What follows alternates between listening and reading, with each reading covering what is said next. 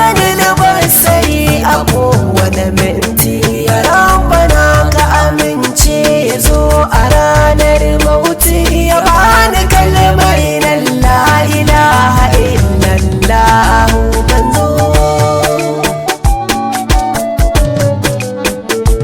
Ya rasulallahi matattarar sassauci, Abdullah dan Abdullahi arziki dubanci. A zahiri a cikin bayyana yana tarabunci, a so kama yi Mahmudu duniya ta yi sai ce manzo. Allahumma barka da ya kike ina kwananki, mai sallama da aminci na rabbana a gare ki. Babu gajiya a cikin umma bai da dimar birki, karbe na umma kisa ya cikin siya ya yi. Shafiya umma abi Hassan na dau shirin tafiya ne sakar abar da sare. Babu nauyi a jiki na guzirin ya gare, ake musawa da labin mugunki umma ya tare. Bana wuyayar yanayi ko ina akwai ki a jure na sai ya dawo mafi hawa ya kai ki a gata, ki ce da kanki buwayi yawa wali mamata. A banki annabu kuma ke kadai kike da sarauta, gidansa haidar sirkin nabi kin bambanta nana. Mama san ki wajibi ne wanda ya yi hakan yana bauta da harfa na nan ne fagunta zanin ganta. Waiwa yake jin na haukace da san mamata, ita ce mamar mama har da masu rigata.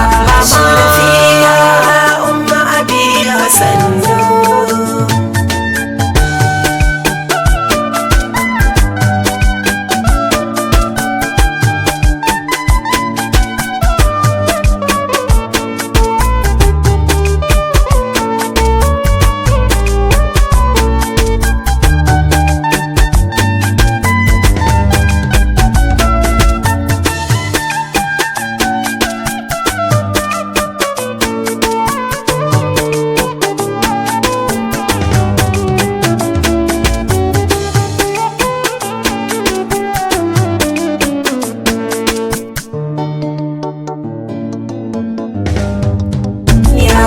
Shafiya umma abi Hassan mansar jiki na da ruhi ga aliya tsarkaka, da na alima mashahuda mubaraka mabaruka. Mamar mu ce gadon kauni jijiyar lambaika, mai sirrin laula kan da babu mai iya taka.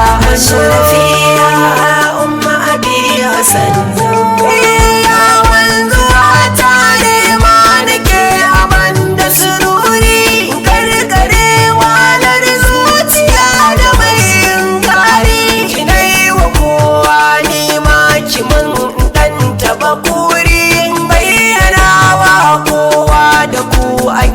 tasiri nana.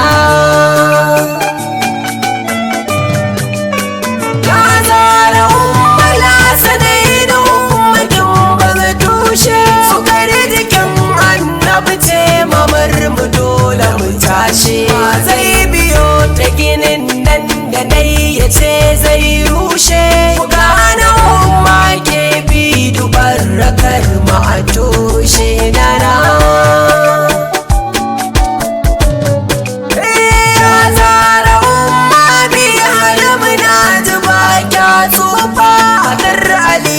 Amaryar badagire karfafa, man sharifai gaishe ki karki bari ni na tsufa.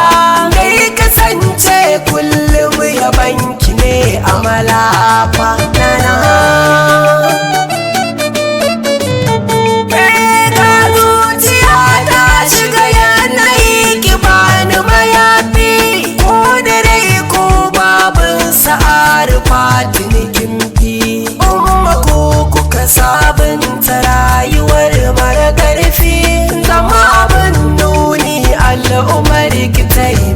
zabi Shafiya umma abi Hassan asalin ki babu iri ne a duniya wa zai kai diyar Khadijatu bintin Nabi lallai kin kai salan ki umma daban ne a zuciyar ki da jin kai sakiya annabi tsarin ki umma bari na in ka kai sabo